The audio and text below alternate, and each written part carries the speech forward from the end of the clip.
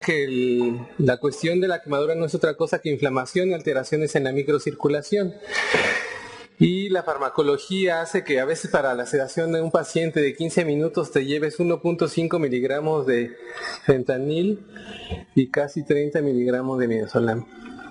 Otra de las complicaciones graves otra de las complicaciones y manejo especial en el paciente quemado es la vía aérea. Para eso invité a Roberto, que él en su entrenamiento como médico anestesiólogo e intensivista llevó un adiestramiento especial en el manejo de la vía aérea y de las modalidades ventilatorias, desde el uso de ventilación oscilatoria de alta frecuencia, ventilación líquida, ventilación en posición prono, ventilación neural asistida y demás. Entonces nos va a hablar de qué cosas hay que hacer en cuanto al manejo ventilatorio y de la vía aérea. Muchas gracias, Roberto. Muy buenas noches, gracias por la invitación a dar esta plática y vamos a comenzar, vamos a tratar de ser breves en ese tema tan extenso y de tanto interés para el anestesiólogo, ya que frecuentemente todos los días nos enfrentamos al manejo de la vía aérea. Bueno, como introducción, pues debido a los grandes avances que hemos tenido en medicina durante los últimos 50 años, la expectativa de vida de los pacientes con quemaduras severas se ha incrementado de manera importante. Antes, pacientes con quemaduras de 40-50% de superficie corporal llegaban a morir. Sin embargo, ahora se pueden encontrar sobrevivencia en pacientes con hasta el 98% de la superficie corporal, claro, en centros de atención especializada. Dentro de esto, las complicaciones respiratorias son las más importantes con las que se va a enfrentar el paciente quemado también. Actualmente se reconoce que el manejo oportuno y eficiente del manejo de la vía aérea es una prioridad del manejo de estos pacientes y, como todos sabemos, la hipoxia y la obstrucción de la vía aérea son prevenibles como causa de muerte.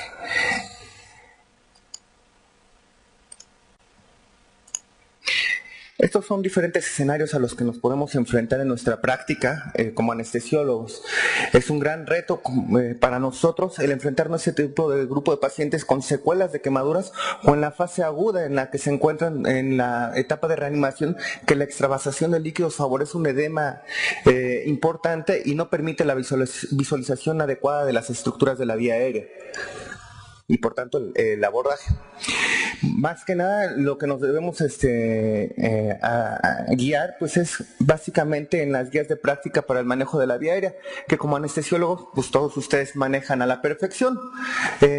Todos los determinantes, los componentes preoperativos de la examinación de la vía aérea, ya sea en el paciente que va a ser sometido a una intervención quirúrgica para una resección de cicatrices o en la fase aguda. Y pues son todos los componentes que conocemos, la presencia de los dentes incisivos y pues en este caso lo más importante va a ser el edema importante que podemos encontrar en la vía aérea.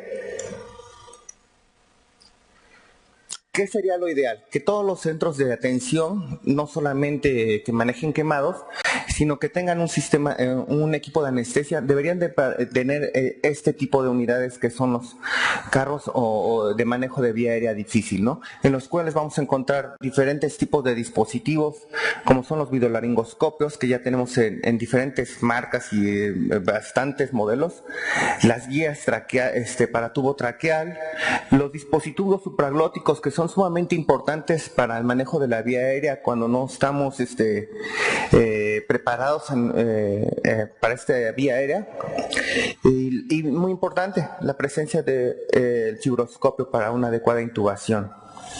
Sin embargo, no es garantía de tener este tipo de equipo que podamos asegurar la vía aérea de manera eficaz. Dentro de las técnicas para el manejo de la vía aérea difícil, pues tenemos las técnicas para la dificultad para la intubación y para la dificultad de la ventilación, como ya teníamos los predictores que el doctor Langeron había presentado. En estos, dentro de las técnicas para la intubación difícil, pues tenemos la intubación del paciente consciente o despierto, la intubación a ciegas, el manejo de fibroscopio, la intubación con estilete o intercambiador de tubos. Muy importantes los dispositivos supraglóticos, diferentes tipos de hojas para laringoscopio y los videolaringoscopios. En cuanto para el manejo de ventilación difícil, que es el peor escenario al que se puede enfrentar un anestesiólogo, pues tenemos los dispositivos para ventilación JET, la invasión de la vía aérea, nuevamente los dispositivos supraglóticos, la ventilación con broncoscopios rígidos y la ventilación por medio de dos anestesiólogos. Acá tenemos el algoritmo para manejo de vía aérea difícil, y ya, como ustedes ya lo conocen, ¿no? En caso de que tenemos éxito en la primera laringoscopía, y si no, pues seguimos todo nuestro algoritmo. Dentro de los dispositivos que actualmente se están utilizando, por ejemplo, en el tipo de cirugías de resección de escaras o cicatrices en el paciente quemado, contamos con la mascarilla laringea. Este grupo de anestesiólogos franceses realizó un estudio en el que utilizaron mascarillas laríngeas convencionales y en los cuales tuvieron un adecuado manejo en el paciente en diferentes posiciones, en hiperextensión, en diferentes posiciones, incluso en posición prono, que no se ve en esa, y no tuvieron efectos adversos importantes ni necesidad de intubar al paciente, teniendo un adecuado manejo con este tipo de dispositivo sin necesidad de intubar al paciente. Otra de las técnicas que podemos utilizar como anestesiólogos en el caso de que principalmente que no contemos con la asistencia de un fibroscopio, pues es la intubación retrógrada. En este caso, pues se utiliza cuando anticipamos una vía aérea difícil en pacientes obesos, como ustedes saben, y especialmente en este grupo, en el paciente quemado, es donde se tiene también un importante uso de esta técnica. Dentro de las complicaciones, principalmente la complicación más importante de esta técnica es la presencia de una hemorragia importante que nos pueda generar un hematoma y obstruir la vía aérea por completo, así como también la presencia de neumomediastino. Es importante que esta técnica se haga por personal que ha sido adecuadamente capacitado. Lo ideal sería la práctica en cadáveres. Otra de las técnicas es el manejo más agresivo de la vía aérea, como sería la traqueostomía. Se han hecho revisiones actualmente acerca del manejo de la traqueostomía. En este estudio que se realizó en el 2009 por el grupo del Dr. Henrom también, encontraron que este grupo de pacientes que se les realizaba traqueostomía presentaba una mayor incidencia de infección pulmonar. Sí tenían una disminución en los días de ventilación mecánica, pero no así correlacionaba con la mortalidad. Actualmente se han realizado metaanálisis en el cual se compara la traqueostomía temprana versus tardía y no hay diferencia en la mortalidad, pero sí en cuanto a en el programa de retiro de ventilación mecánica es más fácil retirar a un paciente de la ventilación mecánica con traqueostomía que con una intubación orotraqueal común.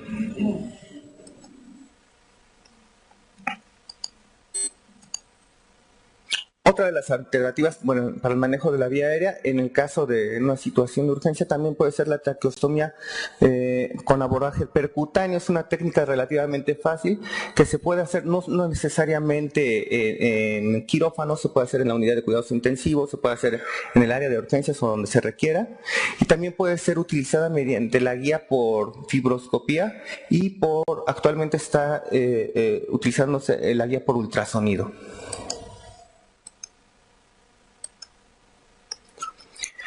Dentro del el abordaje del paciente pediátrico, pues acá se hizo un estudio comparando tubos con globo y sin globo, en el cual mostró que los tubos endotraqueales sin globo tenían una importante pérdida de aire y eso favorecía alteraciones en la saturación del paciente.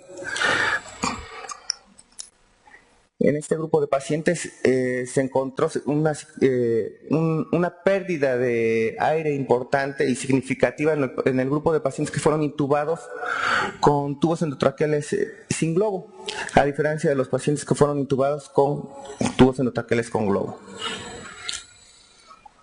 También la reincidencia de intubación fue mayor en los pacientes con tubos que fueron intubados con tubos sin globo, a diferencia de los con tubos con globo.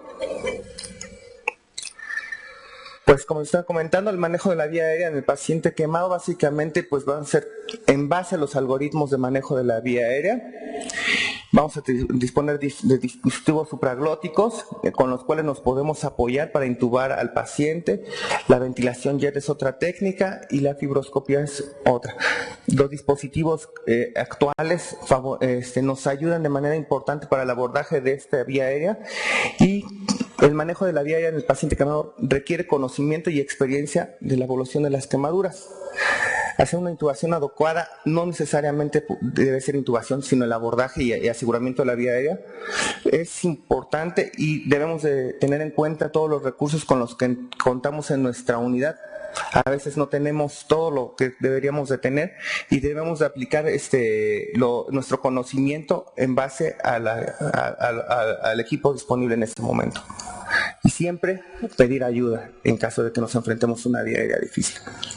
Otro de los puntos importantes que vamos a abordar en esta ocasión es la lesión por inhalación, que es una complicación muy importante en el paciente quemado. La lesión por inhalación por humo causa de 5,000 a 10,000 muertes en los Estados Unidos.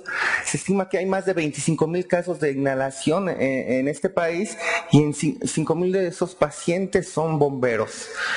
A pesar de que los Estados Unidos son un país industrializado importante y con grandes avances en el manejo del paciente quemado, tiene una alta mortalidad de la lesión por inhalación.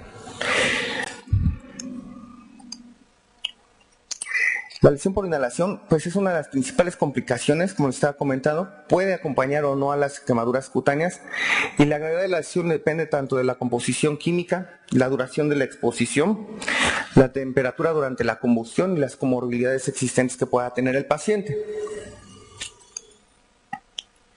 Dentro de la mortalidad de este grupo de pacientes puede ir desde un 20% hasta un 40% por sí sola la lesión pulmonar, la lesión por inhalación, perdón.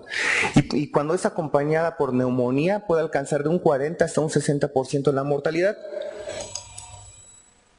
Se presenta en un tercio o hasta la mitad del grupo de los pacientes con quemaduras graves, y es muy importante hacer un diagnóstico temprano y oportuno de este tipo de lesión. Los diferentes tipos de componentes que puedan presentarse durante un incendio favorecen la presencia de diferentes productos que pueden generar la lesión por inhalación. Clásicamente es producto del monóxido de carbono. Sin embargo, actualmente con los nuevos compuestos que se utilizan para la construcción, la presencia de otros compuestos como el cianuro favorece o incrementa la mortalidad de nuestros pacientes.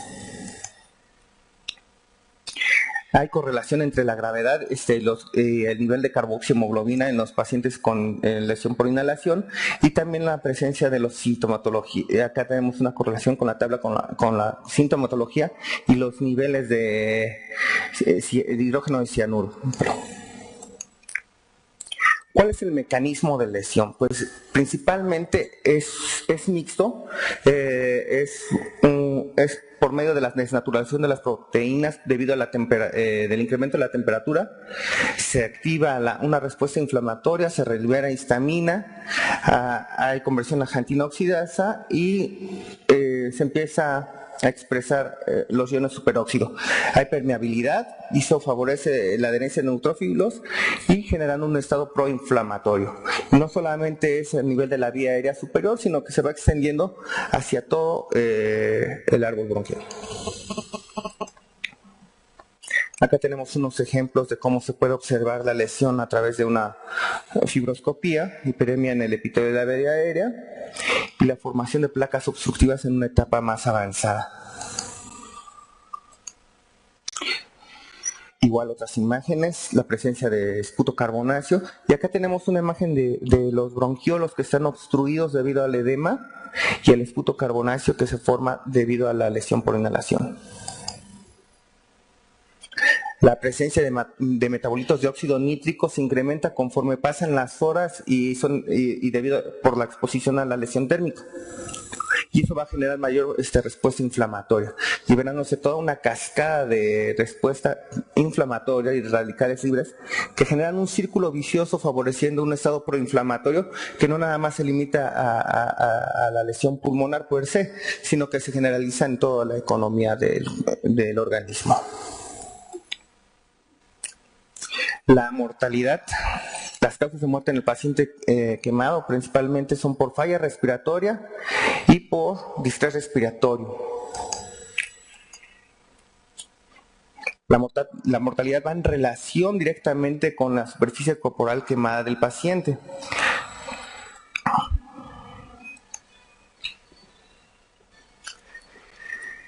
El grado al hacer el abordaje por broncoscopía, la mortalidad también, entre más severa sea la lesión a la broncoscopía, va a haber mayor mortalidad.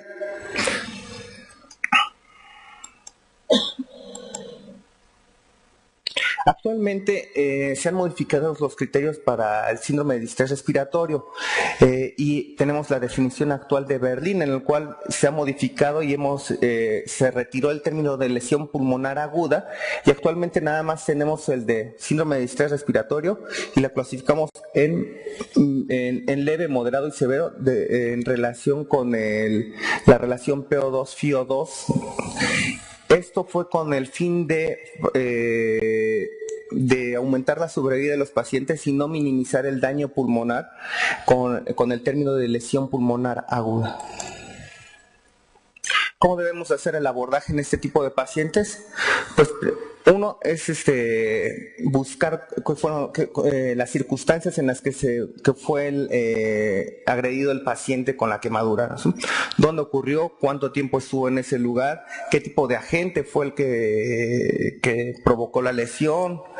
El sitio de la lesión principalmente, el porcentaje de superficie corporal que va en correlación también con el grado de lesión pulmonar y otras lesiones que puedan estar presentes como fracturas o neurotrauma.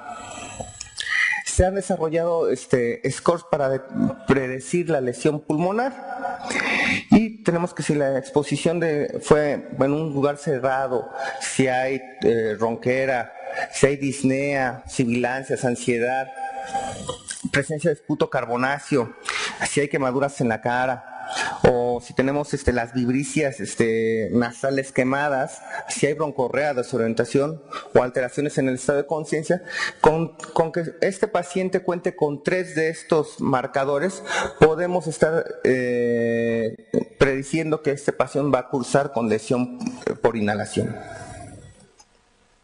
En este caso, lo más recomendable pues es hacer una broncoscopía para confirmar y en su caso asegurar la vía aérea si el paciente aún no lo cuenta asegurada.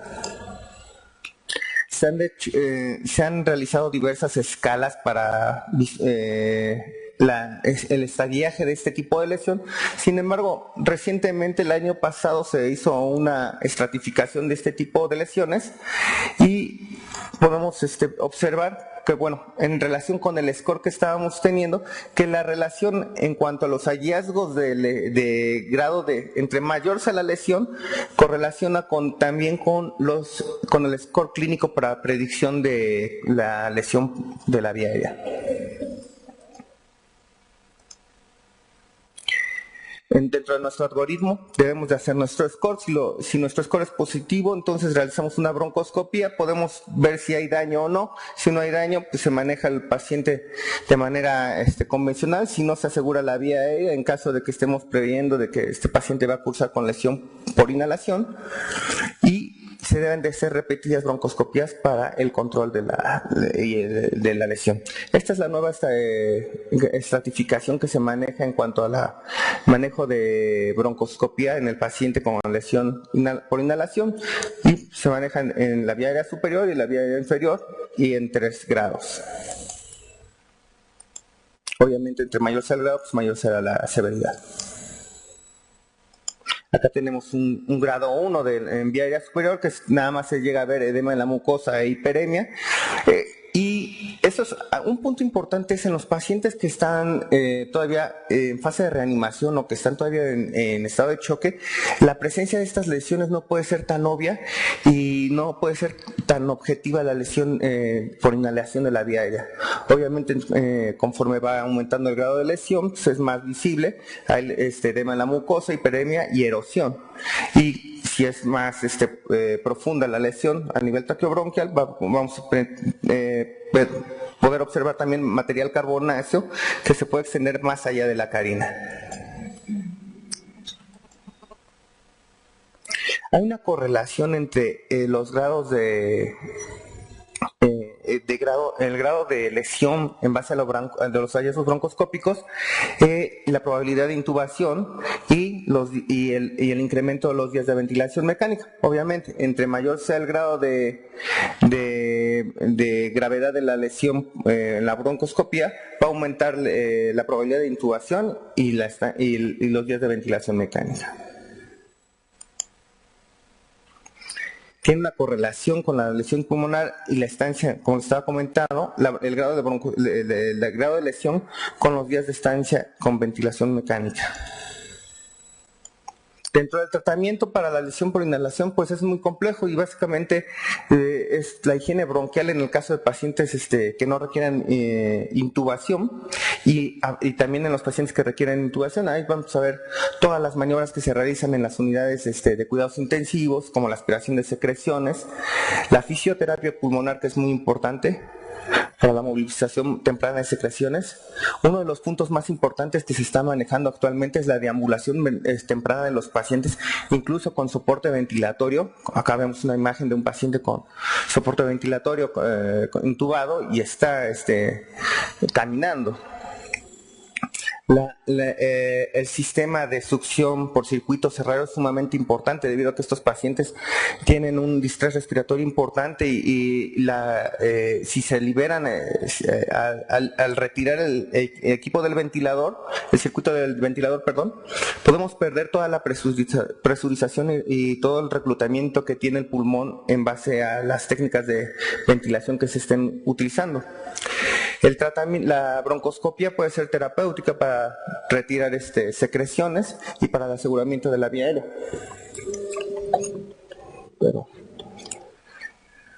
En cuanto a medicamentos adjuntos, se han hecho varios estudios acerca de agentes beta-agonistas para la redistribución del líquido en cuanto a el edema que puede causar en la vía aérea.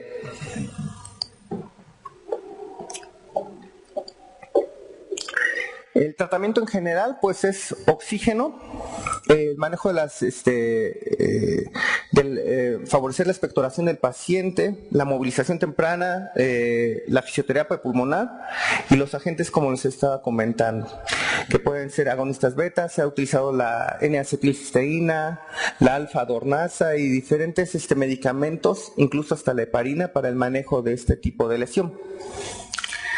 Sin embargo, actualmente en el paciente que desarrolla un distrés respiratorio importante, pues va a ser necesaria la ventilación mecánica en sus diferentes modalidades. Actualmente lo que estamos manejando y lo que se ha disminuido la mortalidad, lo que ha comprobado la disminución de la mortalidad en este grupo de pacientes, son las técnicas de ventilación de protección pulmonar que surgieron a partir de los estudios del ARTSNET en el 2004, en los cuales nos sugerían volúmenes TIDAL de 6 a 8 mililitros por kilogramo en base al peso ideal del paciente y manejar presiones plató menores de 35 centímetros de agua, manejar un PIP continuamente para evitar el colapso alveolar y el barotrauma y también el BILI, que es la lesión por el ventilador. Nuestras metas de tratamiento, como ustedes ya saben, es mantener un pH entre 7.25 y 7.45, la hipercapnia permisiva que en este grupo de pacientes, y es en especial estas estrategias de ventilación lo que ha demostrado disminución en la mortalidad en este grupo de pacientes. Se cuenta con, cuando la ventilación convencional no es eficaz, tenemos otras técnicas para manejar la lesión por inhalación. Una de ellas es la ventilación de alta frecuencia.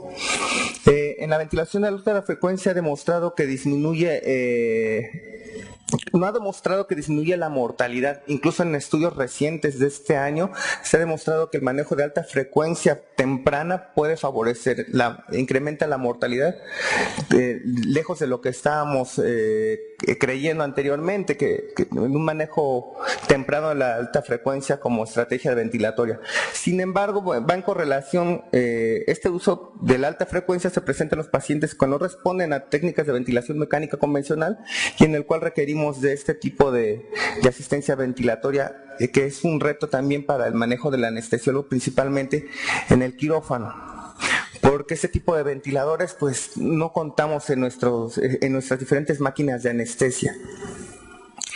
Pues en el Instituto Nacional, en el Centro Nacional de Quemados tenemos ventiladores de alta frecuencia, tanto para pacientes pediátricos como adultos, y los hemos utilizado también a nivel intraoperatorio de manera exitosa. No ha habido cambios, esto es en base a un estudio que realizaron en manejo de ventilación mecánica de alta frecuencia en el intraoperatorio, y no hay cambios importantes en las variables de pH ni en la PCO2 durante el intraoperatorio.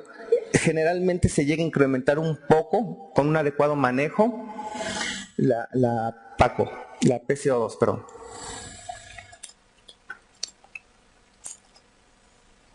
Tampoco hay variaciones importantes en el índice de oxigenación y tampoco en la relación PO2-FiO2. ¿Cómo es el manejo con el paciente con ventilación de alta frecuencia? Pues lo complicado en estos pacientes es que no disponemos de máquinas que vayan a proveer este tipo de ventilación, y tenemos que utilizar el ventilador de alta frecuencia y trasladarlo al área de quirófano. Las técnicas, pues estos pacientes están bajo sedación. Okay. Y el transporte pues, es previa relajación del paciente, se clampea el tubo endotraqueal, se conecta a un sistema Vane y será con aporte de oxígeno al 100% para trasladar al paciente a quirófano, donde ya nos están esperando con el ventilador de alta frecuencia. Otras alternativas son el ECMO, y también actualmente no ha demostrado que disminuya la mortalidad, pero sí es una alternativa en los hospitales que cuenten con esa tecnología. Y bueno, esto sería todo en cuanto a lesión pulmonar y manejo de la vía aérea.